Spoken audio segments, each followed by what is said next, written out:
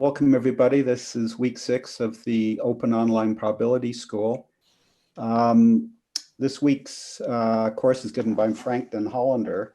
But first, a few quick announcements. Next week, there will be 2 courses given, one by Akash Jagannath on Meanfield spin glass, and one by Amin Kojo Glan on disordered systems and random graphs. So we'll have 4 lectures this week, and the setup will be the same for all 4 lectures. We'll have 2 approximately 30-minute halves, and then a 5 to 10-minute break in between where people can ask questions. You're encouraged both to ask and answer questions on the chat during the lecture. And we do ask that you try to use your real name for the chat. And this helps foster a more intimate atmosphere. We're very fortunate that Elena Pulvirenti is here. You'll hear Elena's name mentioned several times, as she's a co-author of many of the results being presented this week. She's at the University of Bonn, and she will be answering questions on the chat and visiting the breakout rooms after. If need be, we will interrupt Frank from time to time and ask him some of your questions as well. This lecture is being recorded and live streamed on YouTube and by BERS. So if you do not want to be seen or heard during the lecture, you should make sure your video and microphone is turned off. At the end of the lecture, we will stop the recording, and there'll be another question period. And towards the end of that, you'll be able to go to breakout rooms and discuss the lecture and ask questions in a more intimate atmosphere. There's also a platform for discussing the course after the lecture on Zulips. So there's some exercises which you can find there, and you can discuss the exercises in the course there. So the access to Zulip is given on the OOPS webpage. There's links for the slides for today's lecture and exercises for today on the chat. And Sarah, I may post those again so you can make sure everyone can see them. And so with that, I think we can introduce this week's lecture. Frank and Hollander is giving a course on metastability and interacting particle systems. Frank's at the University of Leiden, and of course, he's well known for his contributions to a very wide range of topics in statistical physics and probability. Frank is a member of the Royal Dutch Academy. He was invited speaker at the 2010 ICM in Hyderabad. And even more importantly, he was one of the 2 long course speakers that was originally scheduled for the PIM CRM Probability Summer School, which would have been winding up this week. Frank and Ivan Corwin have both agreed to give their courses in 2 years' time, June of 2022 in Vancouver. And this week's lectures, I think, are really going to give you a glimpse of what those more comprehensive 4-week courses will present. And today, I understand it's a casual introduction to metastability. And so with that, I think, Frank, I'll turn it over to you. Sarah, I'll spotlight you and ask you to share your screen.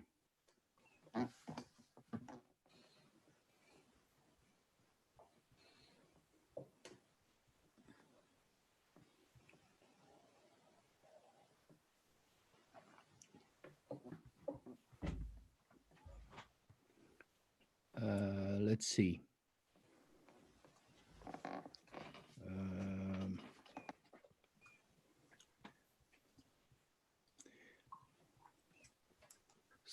So is everything now visible on the screen? Everything okay?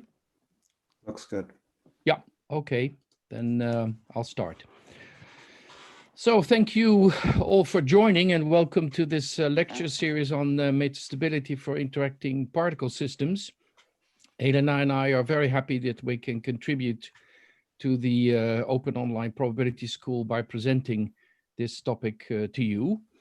The way we've put it together is that we have prepared 4 lectures and 4 sets of exercises, which are available online.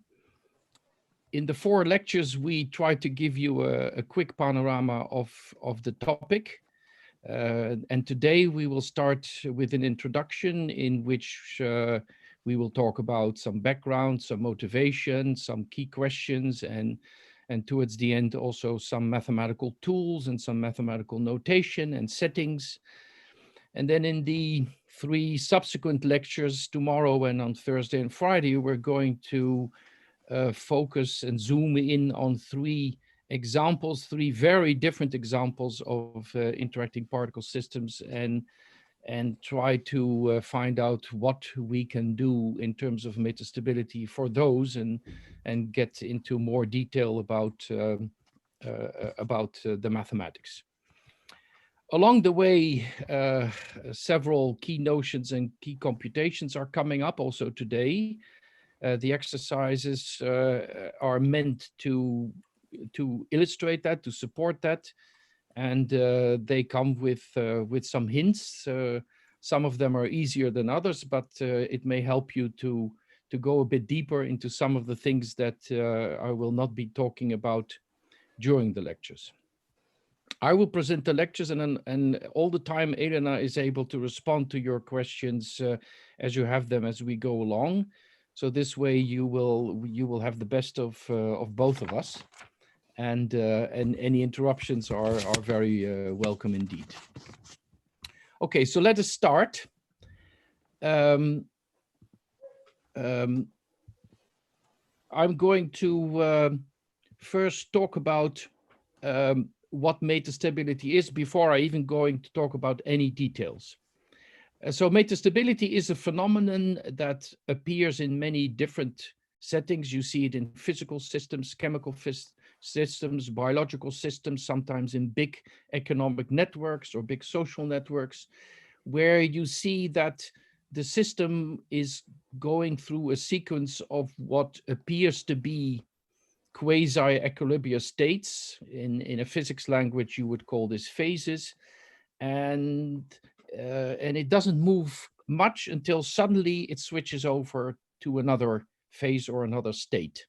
So there are actually 2 timescales involved, and this is a general setting where metastability appears. And the challenge is to propose mathematical models that can capture these phenomena as we observe them experimentally. And we also observe experimentally a high degree of universality, which is, however, not easy to explain mathematically. And those are some of the problems that underpin metastability. Now, there are at this moment 2 monographs that are completely focused on metastability. There's a 15 years ago, Enzo Olivieri and Maria Eulalia-Vares wrote a very nice book in which they combined metastability with large deviation theory. They were following the dynamics of the system, tried to describe the whole evolution of the system in path space, and then using large deviation theory in path space to understand behavior that these systems could do, in particular these hanging around in quasi-equilibria, and then on a much slower time scale actually moving between different phases. 5 years ago, I finished a book with Anton Bouvier in which we were looking at similar problems, but there we completely took a different turn. Mathematically, we were building everything on top of potential theory. And I'll come back to some other approaches that have been developed over the years for metastability, but these have not yet found their ways into monographs. And mathematically, it's a challenging and beautiful topic. I would say it's very much a topic also in mathematical physics that's sometimes you really need to combine the best of worlds to make progress on the story. Okay. And paradigm pictures are what I wrote here. You can imagine that you have some kind of state space. Don't take this too literal. And your state space has certain compartments, and you will see that your system for a very long time sort of moves around stochastically in one compartment, and then it goes over some barrier to another compartment, and it spends a long time moving there. And this transition to go over the hill is typically very quick compared to the time that the system spends in the compartments. And if I would only look at the moments of transition, I can turn the top picture that sees all the microscopic details into a kind of coarse-grained picture where you say this crossover would correspond to a motion from one phase to another. Phase here is general, it's a kind of part of your configuration space. And the dots here represent these compartments, and the arrows mean that you can cross over from one dot to another. And metastability is typically something where you say these motions are much slower than the motions inside these phases. And can we describe what the system is actually going to do on this kind of coarse-grained level?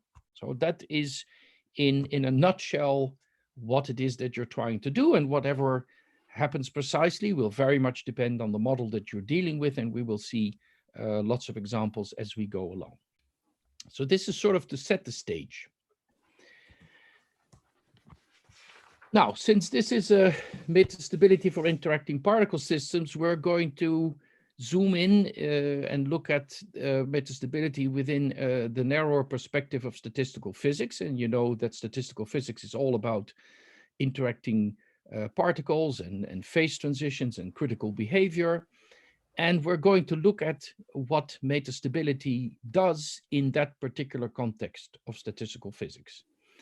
And the first thing to realize is that metastability is always connected to a first order phase transition. So this means you have more than one phase in your state space. Again, I will become much more precise about what that exactly means later. And first order phase transition means you move from one phase to another, for instance, from liquid to gas, or from liquid to a solid.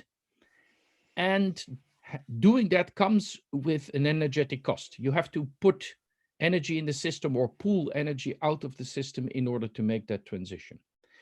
And the fact that that has to be done means that there is a barrier. There's a barrier to overcome, and that barrier is what causes the metastability, that these transitions are not so easy to do. They take time, and the system can linger around in one phase before it moves to the other. And a good example to think about is condensation. So when you have a vapor, let's say water, and you cool it down, you're not going to, you come, let's say, from 101 degrees Celsius to 99. Well, it's not immediately going to become a liquid. You get what is called a metastable vapor. And before you get condensation, you have to wait until in this vapor, the system creates a little droplet of liquid. And if this droplet is big enough, then somehow the rest of the vapor is going to rain on top of it, and you see that you get the condensation. But when you're just at the boundary of around 100 degrees Celsius, this may take a very long time. And when that happens, we say that we are in a metastable situation. You do condensate, but you do it very slowly, and you do it under the influence of random fluctuations. And what you can also say here is that what is this supercooled vapor doing when it's in its metastable state? It is many times unsuccessfully trying to create this critical droplet, which is hard to create because it has to be big enough in order to then capture all of the rest of the vapor. and it fails, and suddenly it succeeds. And so when you go over the hill and you condensate, you do this after a random time. And we're trying to understand what the scale of this random time is. What is this critical droplet? How is the system actually managing to do that? And the answer to these questions depends on the particular model that you're looking at. So here's a paradigm picture. There's a kind of state space, which I've drawn in a one-dimensional line. This is, of course, ridiculous because it's just a caricature. State space is usually much more complicated. And every configuration has an energy. And then very often in a metastable situation, you have a picture that looks roughly like this, a kind of double well. And there is a stable state, which has the lowest energy, which is where the system will end up if you run it long enough. But if you start the system in deep in a valley that is not the deepest value, but still very deep, the system will linger around under the fluctuations here for a very long time until by chance it sort of manages to go over the top and then end up in a lower energy equilibrium. And the thing that it has to create in order to do that is some sort of saddle point, which would play the role of a critical droplet. And this is the situation that we are typically having. But again, this is a gross caricature because the state space is not linear. And also these metastable states and critical droplets and stable states, they can be quite complex. And we will have to deal with that as we go along.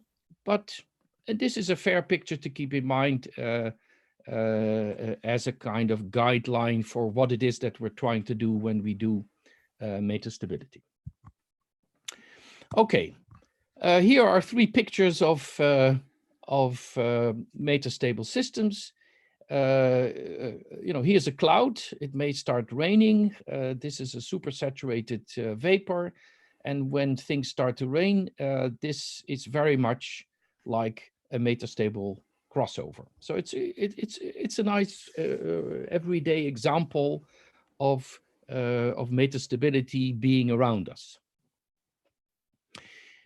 Here's another very nice example. You can see nice movies on the internet where you put supercooled water in your freezer and you take it out very, very quietly at maybe -3 or -4 degrees Celsius, and then you pour it in a glass, and the moment you pour it out of the glass, it freezes instantly.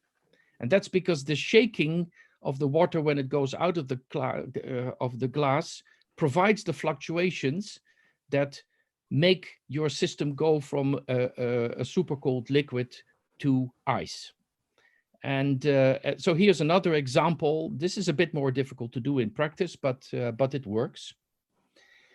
And for the ski fans, well, an avalanche, a snow avalanche, is another example of a metastable crossover. You have the snow hanging there.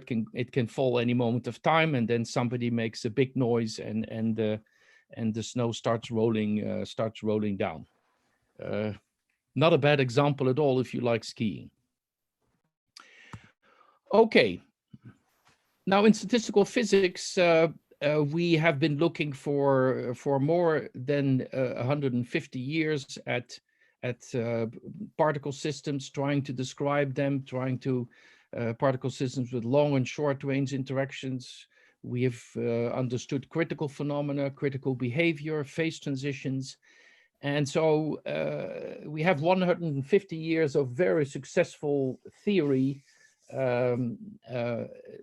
trying to understand the cooperative behavior of interacting particle systems.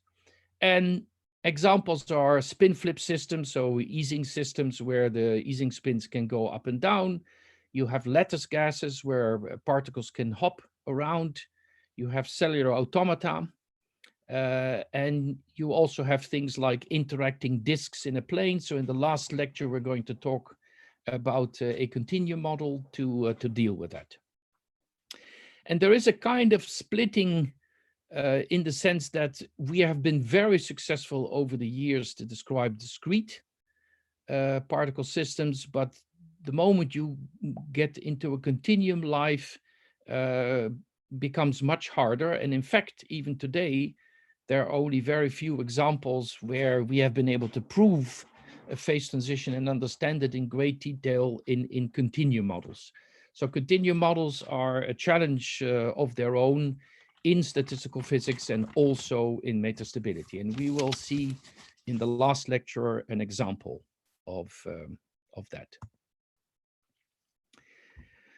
Okay, so after having given you this soft introduction, I'd like to zoom in a little bit more into the history. I'm going to be very brief because metastability has a long history, and in fact, nobody has ever written a good book or a good review paper about this. I think that would be quite interesting.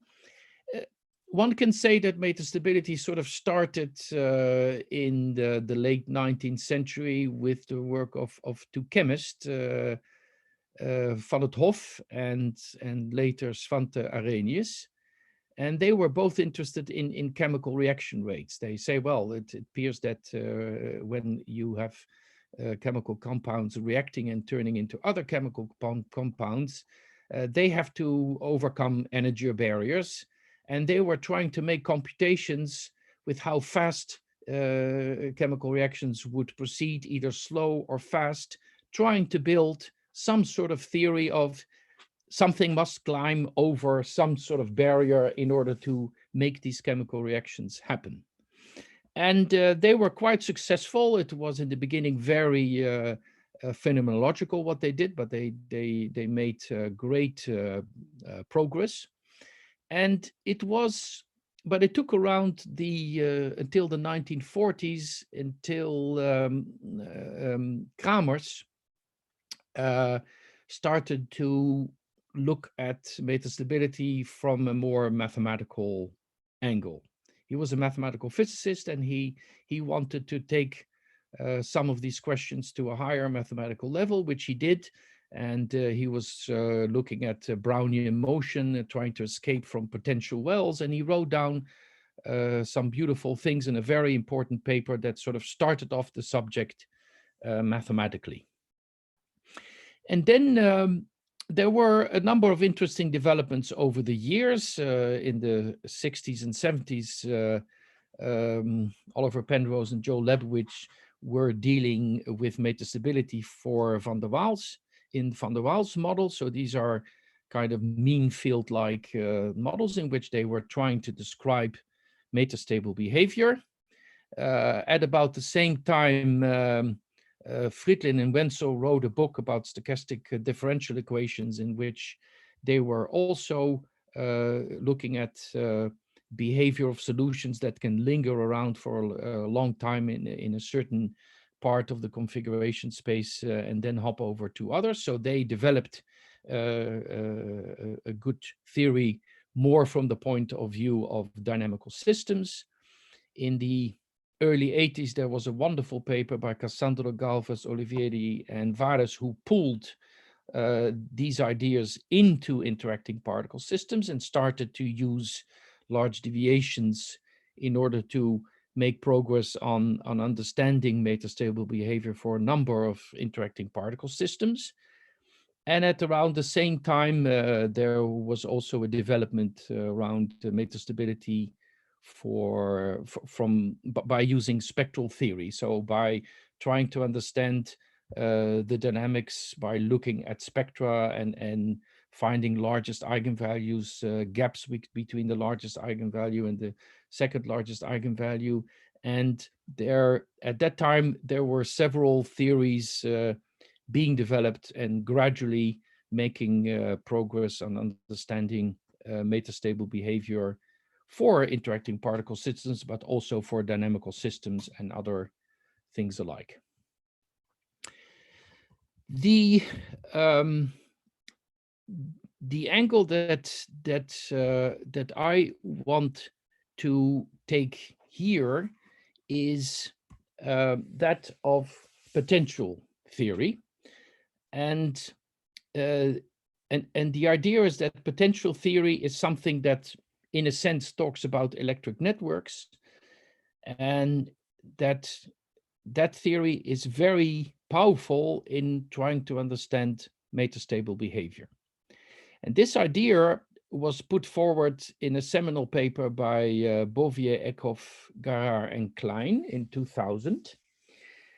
They were using potential theory and basic tools as we know them from potential theorem and applied them to metastable systems. And later you will appreciate why that is a very good idea, because it will turn out, and we will see that later, that potential theory is able to do something very powerful in understanding metastability. So they were working, they were trying to set up, borrowing from potential theory, a theory of metastability of Markov processes. And what you have to realize is that there is a kind of dictionary that translates metastability properties of Markov processes into electric properties into properties of electric networks. And the way this goes about is that you think of a state or a configuration as a node in a network, that you think of a transition going from one configuration to another configuration as an edge connecting two nodes, and then the rate of that transition from along an edge from one node to another, you would compare with a conductance that you associate with this edge. And then the hitting time to go, let's say, from one configuration to the other. When you do that, of your Markov process, you would like to link it with effective resistance or effective conductance between two nodes. So if you want to say, I want to go from one state to another, what I think of, I attach a battery to these two nodes, and I'm trying to measure what the effective resistance is in the network between these nodes. So there is a kind of dictionary that allows you to go from the world of Markov processes on configuration spaces and transition rates to translate it into the world of electric networks and conductances and effective conductances. And that world is very suitable for a description with potential theory. So that is why this translation allows you to actually benefit from classical potential theory in order to understand Markov processes, and in particular metastability of Markov processes, because we will see that the metastability will result in certain questions about these electric networks becoming very computable. Because if I give you an arbitrary electric network and arbitrary conductances, and I ask you to compute an effective resistance, this is typically not so easy. But when you try to model metastability of Markov process, it turns out that something very beautiful is happening, which I will talk about in a second. And that will make this theory suddenly very manageable. And that is an important observation. And I think it's to the credit of Bouvier, Eckhoff, Garard, and Klein that they actually saw that and applied it and made it work. Okay.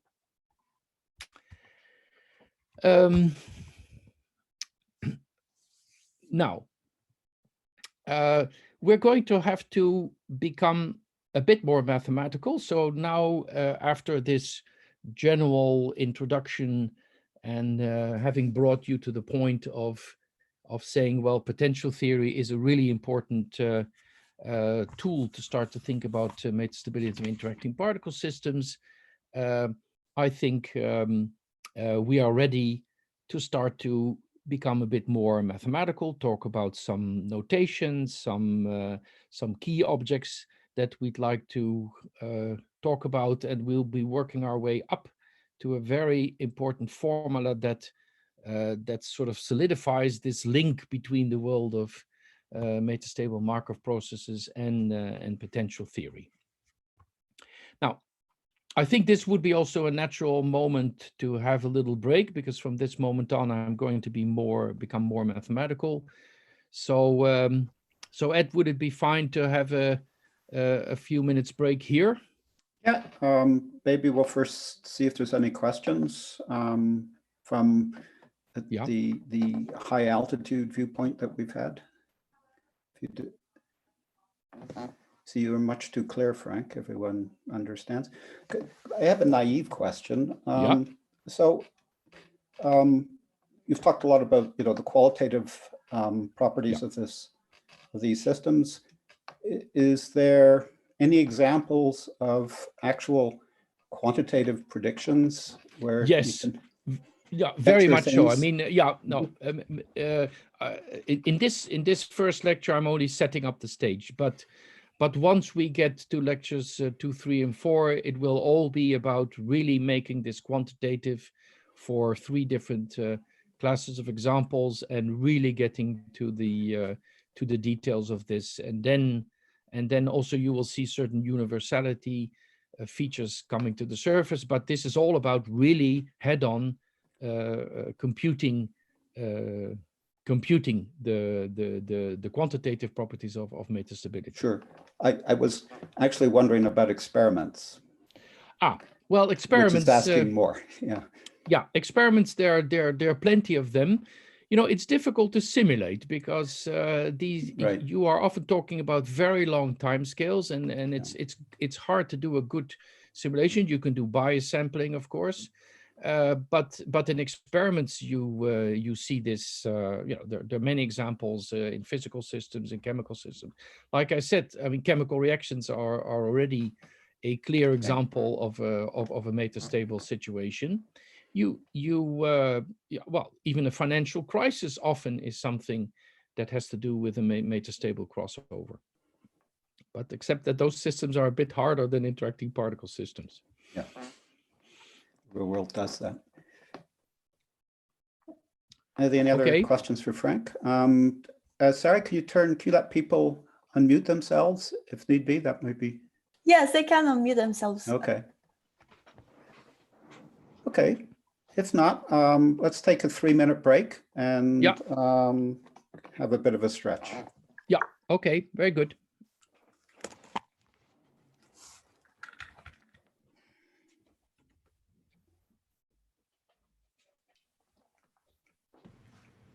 There is a question in the chat.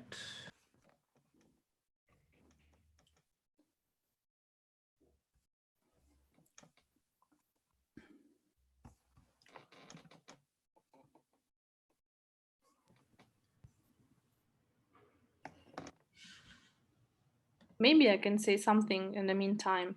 If there is a question about Meanfield. But yeah, should I wait for Frank? As you Sorry. There is a question about Meanfield, but maybe we wait. Maybe people are not around during the break. Yeah, so I think that's fine. Yeah. We wait for Frank, no? Or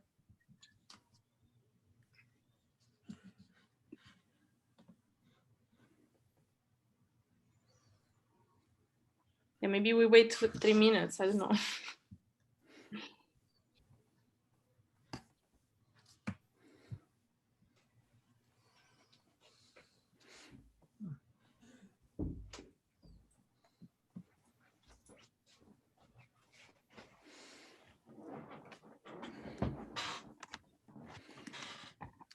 So Frank, there is a question about Meanfield, but I think we will specify this in the 3rd lecture.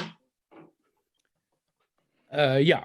Then the 3rd lecture will talk about Glauber dynamics on random graphs and on the complete graph. But yeah, in a mean field setting, the interaction is easier because everybody is interacting with everybody equally strongly, and this means that you can project the system often down to a much lower dimensional system, which you should then analyze, and still this still poses challenges, but it's a way of simplifying a system. Yeah, it actually goes back to the very first set of lectures we've had in this series in Curry Weiss, right. so it's a nice connection. Yeah. Okay, so you tell me when I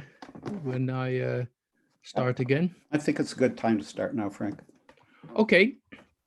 So now we become a bit. Oh, there's one more question here. Yeah. Okay. Yeah. Sure.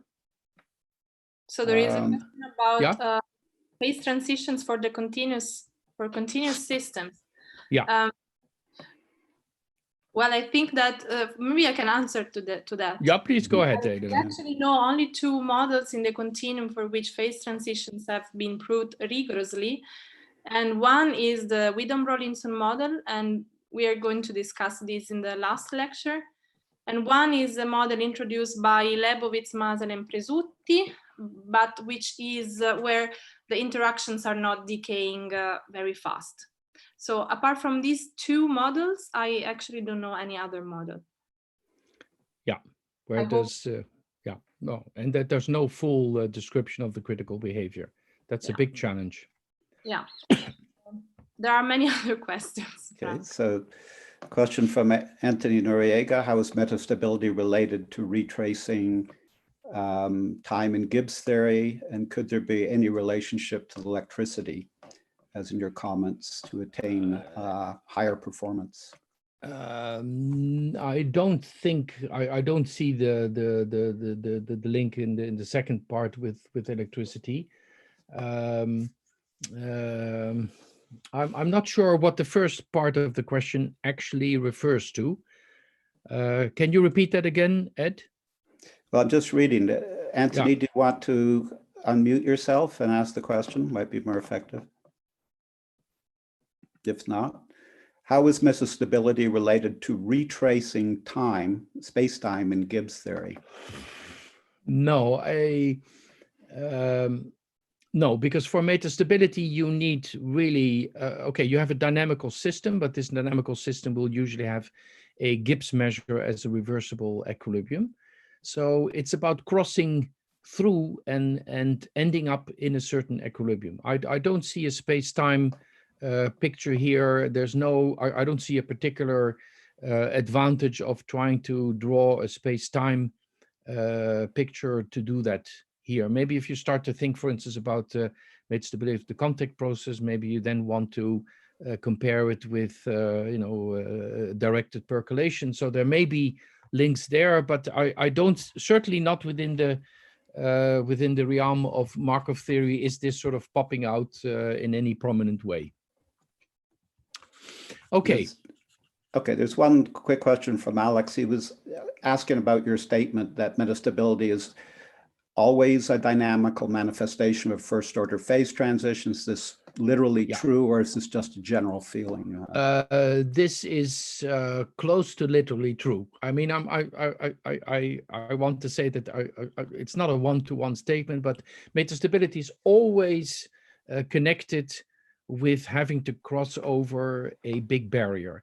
You know, once you go to second order phase transitions, there can be metastable-like behavior, but it's not of the type that we are discussing in these lectures. There's an interesting question from Peter Winkler we missed.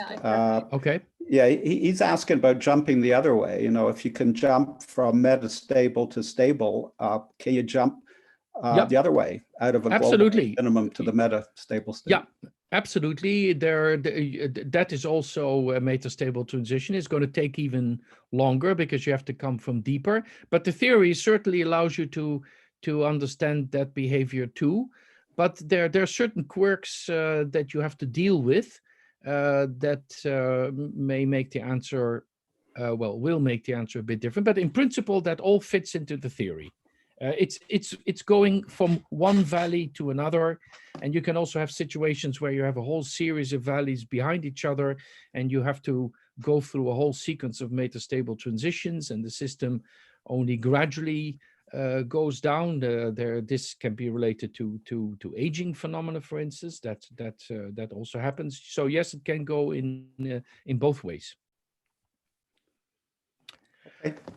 Okay, so I'm going to try and be a bit formal now. And so we're thinking of an interacting particle system where there's a set of configurations, which I'm going to denote by capital omega. For ease of exposition, we're first going to imagine that this is a finite set, but you can certainly extend that. And then we are going to think of a dynamic on this configuration space. It will be a Markov process that comes with a generator. So I'm thinking here now of continuous time, but you can also do this in discrete time, of course. And this generator is such that it's acting on a very large class of test functions that it knows how to deal with, that go from the configuration space to the real numbers. And so those are the setting. And we're going to look at various examples of such Markov generators. There are many choices, and we'll be looking at 3 examples in the coming 3 lectures. And in all cases, the dynamics is such that if you run it long enough, it will converge to an equilibrium. And it will typically converge to a reversible equilibrium. And this equilibrium is given by a Gibbs measure, so a measure that lives on the configuration space. And it typically has a number of ingredients in it. There is going to be a Q, which plays the role of a reference measure. There's going to be a kind of Boltzmann weight given by a Hamiltonian and some parameter which plays the role of inverse temperature. And then you will have to normalize it in order to turn this into a probability measure. And so you will have a dynamics that will have an object like this as its reversible equilibrium. And I listed here on the next slide again what these ingredients are. So H that appears in your Boltzmann factor is a function that assigns to every configuration a real number, and you think of this as the energy that you want to associate with a configuration eta. And again, we will see examples later on. We'll talk about Ising model and lattice gases and interacting disks. There is a strength parameter beta, which is the inverse temperature in your Boltzmann factor. There is a reference measure. So this says if there is no interaction at all, what does the system look like? This is very often some kind of uniform distribution on your configuration space, but you will have to choose it. It's what your system would do if there would be no interactions. And then there is a normalizing partition function that is also coming into this Gibbs measure, very important function that depends on all these parameters. And depending on what you want to model, you have to choose a configuration space, you have to choose an energy functional, you have to choose a temperature, and you have to choose a reference measure. And one example where metastable behavior appears is when this parameter of the inverse temperature is going to become very large. So this is a kind of low temperature situation where you say, well, it's going to very much depend, this is going to concentrate around the local minima of this energy functional. That's where most of the Gibbs measure is going to be. So for very large beta, this measure is going to live largely around the local minima, and therefore these minima become very pronounced in describing what the system is going to do when it follows this dynamics that has this particular equilibrium. So we will have to fill this in concrete cases, and that's what we're going to do. But this is sort of the setting mathematically that you have to deal with: configuration space, energy functional, inverse temperature, reference measure. Okay. And typically, this Hamiltonian has three important sets of configurations, which very much correspond to the paradigm picture that I drew at the very beginning. It is there will be a global minimum, a state where you say they have the lowest possible energy. There will then be typically a local minimum that is not the global minima. There could be more than one, but very often we prefer to look at the situation where there's only one other deep state. So this would be a state that is at the bottom of the deepest value that is not containing the lowest energy value. And then there will be a saddle point connecting these stable and metastable states. And this is what we would refer to as the critical droplet. And this is a kind of ridge between the two valleys that contain the stable and the metastable state. So if I would turn this again into the picture, the paradigm picture that we had before, you say there is a configuration space. Again, as a caricature, I draw it in a one-dimensional fashion, but that's of course, silly, but helpful. And then your energy functional typically has a kind of double well, and the stable state would be at the bottom here. The metastable state would be the one at the next deepest value, and here would be something that would connect the two. And thinking about Peter Winkler's question, of course, there could be situations where there are 3 or 4 or 5 values. We do know how to deal with that. But let's focus on the simple setting where you just have to climb out of one valley and go to another valley.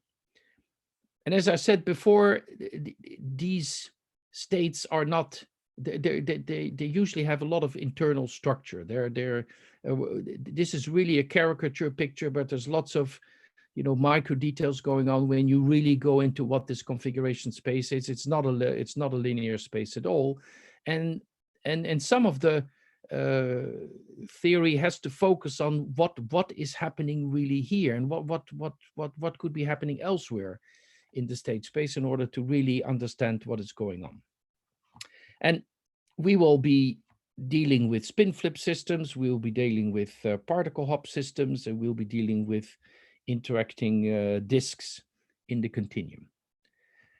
And so in the case of spin flip systems, omega would just be all possible Ising spin configurations on a finite piece of the lattice.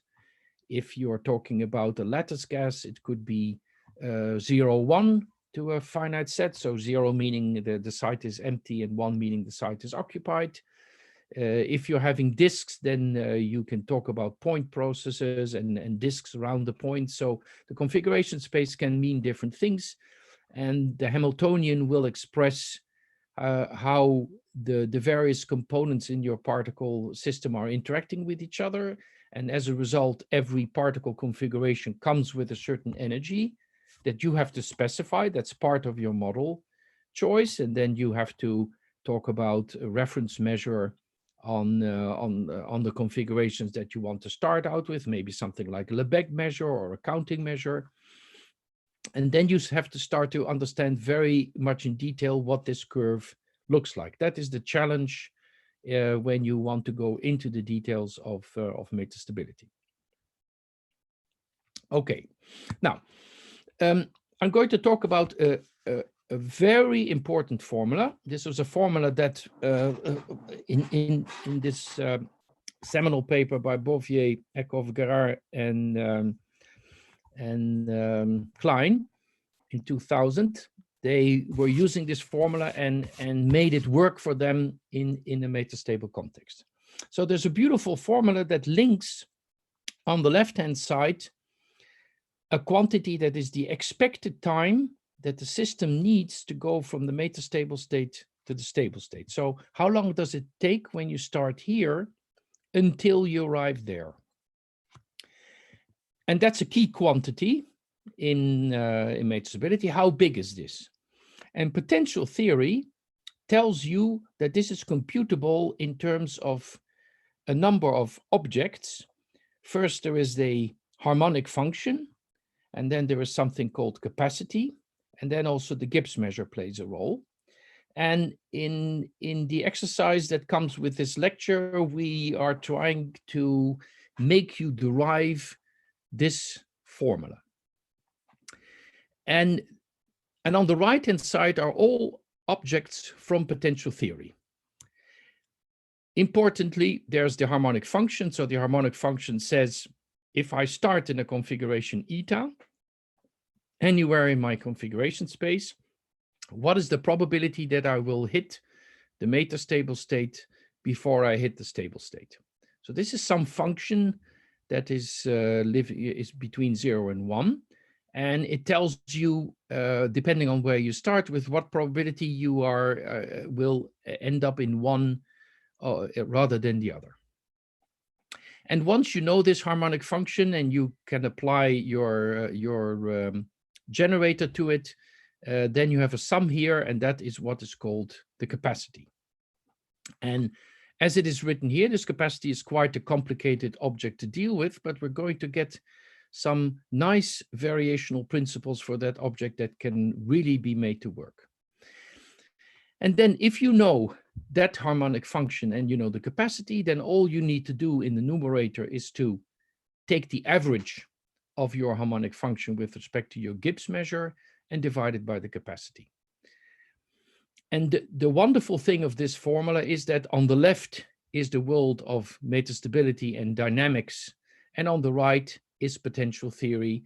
And in a way, potential theory is to a large extent something that is also equilibrium-like, but not quite. Here, of course, the generator sits in here, but we will see what we can do with that. And there is a schematic picture here that since the harmonic function is defined to be the probability that you end up in the metastable state rather than the stable state first, this harmonic function typically in your configuration space has a very simple global structure. In the valley around the metastable state, it's very close to 1. In the valley around the stable state, it's very close to 0. And then somewhere on the ridge where there is this critical, this saddle point, this critical configuration, which can be have a whole structure of its own, that's where the harmonic function starts to drop from 1 to 0. And therefore, a lot of the interesting behavior of what the harmonic function is doing depends on what it is doing in the neighborhood of the critical droplet. And we will see shortly that that is the clue to being able to make progress on understanding metastable questions, because this harmonic function on large parts of the configuration space is really trivial. It's either 0 or 1. And all the action sits close to the critical point.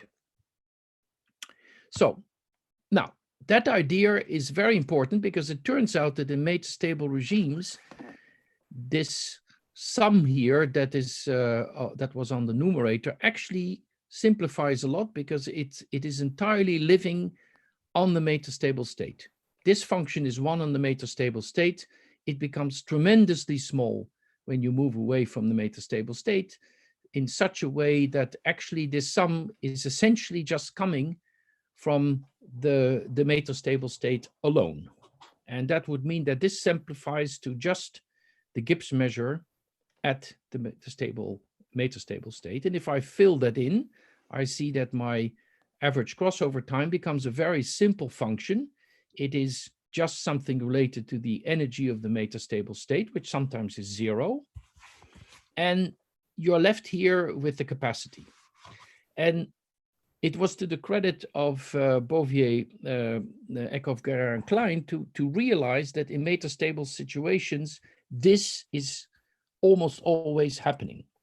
You have to prove it, but it is almost always happening. And that therefore, if you want to understand metastable crossover times, you just only have to compute capacities. And there's a couple of questions on the chat. Okay. Right? Yeah, I'll happy one was take about them. the key formula, whether or not that holds for infinite state spaces, or is it restricted to finite state spaces? No, it also happens. You can use this in also in infinite state spaces, but then of course sums will become integrals. This formula is restricted to the case where the metastable state is a single configuration. If it is a richer set, this will have to be amended a little bit. In the third lecture, I will say a little bit about that. So this formula is more general than this particular case, but there are certain amendments that you have to do in more general settings, yes. And M can either be a single state or it could be a set of metastable states. Yeah. But this formula will become more complicated when this is a set of single states. But for this formula, it doesn't matter whether the stable state is a single state or many states, it doesn't matter. Okay, so this is the simplest form of a formula that is true in greater generality. Okay. Very good. Now, so the conclusion is, if you understand capacities, you understand metastable crossover times. And now the wonderful thing is capacity has two dual variational principles that work together beautifully. And I'm just reminding something here from standard potential theory, that there is something called a Dirichlet form. It's a quadratic form that depends on test functions on your, so those are functions from your configuration space to the unit interval. And if you look at all possible transitions and you multiply the rate of the transition to go from one configuration to another, or you multiply it by the Gibbs measure, you get a functional of your test function. And the capacity is given by the Dirichlet principle that says if you minimize this Dirichlet form over all functions that are arbitrary, but they're 1 at the metastable state and they're 0 at the stable state, or at all points in the stable state, then this minimization problem gives you the capacity. And it is also known that the minimizer is attained at the harmonic function here. So it's this harmonic function that is the minimizing test function of that variational formula. And since you see that this harmonic function is trivial in most of the configuration space, it's either close to 1 or close to 0, you see that in most of the configuration space, this isn't doing anything. It's 1 minus 1 or 0 minus 0 or something that is, you know, close to 0 minus something that's close to 0. So this is extremely small when you're not close to where the harmonic function starts to change. And that was the big idea in the seminal paper of Bouvier, Eckhoff-Garing, and Klein that I mentioned, that they realized that this huge variational formula that can be living in a big configurational space actually reduces to a much smaller and lower dimensional variational formula near the critical droplet, near the barrier between these two values. And that was the big idea. There's also a dual variational principle which is living in the space of flows. So flows going from one node to another along an edge, and between configurations, you can think of that as an edge. And then there is another functional that has these weights upside down compared to the Dirichlet form. And here's a square of a flow. And a flow is any flow through your network where in the metastable state unit flow is coming out, and in the stable state the flow is coming in, and it's a unit flow, and everywhere else the total inflow and outflow is the same. And so there's a standard variational formula that says also in terms of flows I can write my capacity as something that involves taking the supremum over a set of flows of a certain basic functional. And those two variational principles together are wonderful because the Dirichlet principle is an infimum and the Thomson principle is a supremum. And that is a wonderful idea because it means any test function you will pick and put it into your Dirichlet form will give you an upper bound on the capacity. Any unit flow that you pick and you put it into the dual of the Dirichlet principle will give you a lower bound on the capacity. And so the game is on to start to pick nice test functions and nice test flows in order to get good upper and lower bounds on your capacity. And what happens in metastable situations that if you understand really what the system is doing physically, you can come up with good choices of these test functions that make these upper and lower bounds be close to each other. And if you're very lucky, they're even going to be to leading order the same. And if you're lucky that you're able to do that, then you have really squeezed, you have sandwiched your capacity between two bounds that you can control. And when once you have done that, because of our basic formula, you have really gotten a quantitative expression for your crossover. So I'm about to start to round off by making a few more very qualitative remarks to emphasize what it is that we have been doing. The key idea is that in metastable regimes, this high dimensional Dirichlet form and the dual Dirichlet form that comes in the Thomson principle, they are large variational problems, but they are largely controlled about what is happening with your harmonic function or what is called a harmonic flow near the set of critical droplets. And so effectively, a very high dimensional variational formula waters down to a low dimensional set of, low dimensional variational formula close to your critical droplet. And there are simple cases where you can just immediately solve this in a blow. And there are more complicated cases where you have to do a bit more work to deal with these problems. But that is a very powerful thing that comes with metastability. In metastable regimes, this is what is happening. And again, this is an enormously important observation in order to really go and quantify things. There's a guiding principle of this key formula linking metastable crossover times to capacities. And since we have good control of capacities through these variational principles, we have good control on metastable crossover times. And so we are effectively able to link a non-equilibrium phenomenon like metastability to capacity properties which are a bit equilibrium-like. And the capacity plays the role of a kind of inverse effective resistance. Sorry. And it is the Dirichlet principle and the Thomson principle that are at the heart of the technical computation because they allow you to get upper and lower bounds by doing test functions and test flows.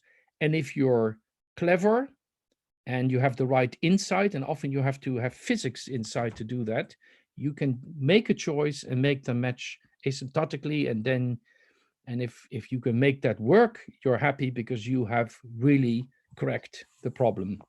And that is what metastability is about. I'm close to finishing. I have only given you a kind of framework. In the next 3 lectures, I'm going to give you 3 examples where we're going to make this work. And Elena and I have also made exercises to make you help understand what you need to do in order to make that work. What I wrote down is to make things easy for a finite state space, but you can work in infinite state spaces, discrete or continuous. I was warning you before that when you go to continuous spaces, life gets harder. Also, statistical physics has more problems with continuous state spaces, but in the last lecture, we will deal with one of them. And I've been talking about this metastable state, critical droplets, stable state, as if they were single configurations, but in many cases, they're actually sets of configurations that have their own geometric structure. And part of the computation of metastability will be that you have to come to grips with what they are. And in particular, since all the action appears to be around the critical droplets, you have to get to terms with what is that? So what really is the best barrier for you to move through in order to go from the metastable to the stable state? And there are lots of interesting things mathematically which have to do with isoperimetric inequalities and related stuff that I will come to talk about in the next 3 lectures. And that also with Elena, we worked out that in detail in the exercises to make you get a feel for that.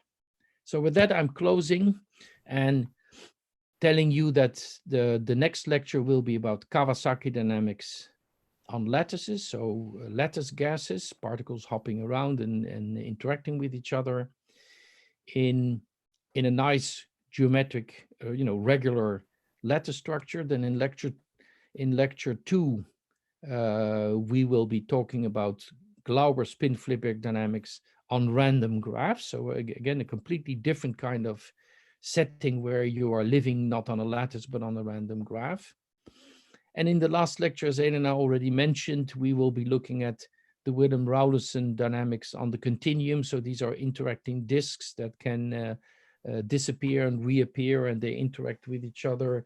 And so these 3 things, lattices, random graphs, and the continuum, will be 3 very different examples of how you can make that work. So I'm looking forward to you coming and listen to those lectures where we're really going to zoom in on specific models and make the general theory that I try to explain in rough terms here, make it precise and make it work and make it become quantitative. That's very important. Thank you. Okay, thanks a lot, Frank. So Sarah, I will now unmute people. And I'm hoping that you can join me in thanking Frank for a very exciting lecture. And the lights can come up now. So before we turn to questions, just a reminder that tomorrow's lecture will be using the same link, and look forward to seeing you there. So if people want to turn, I think we're going to stop the recording.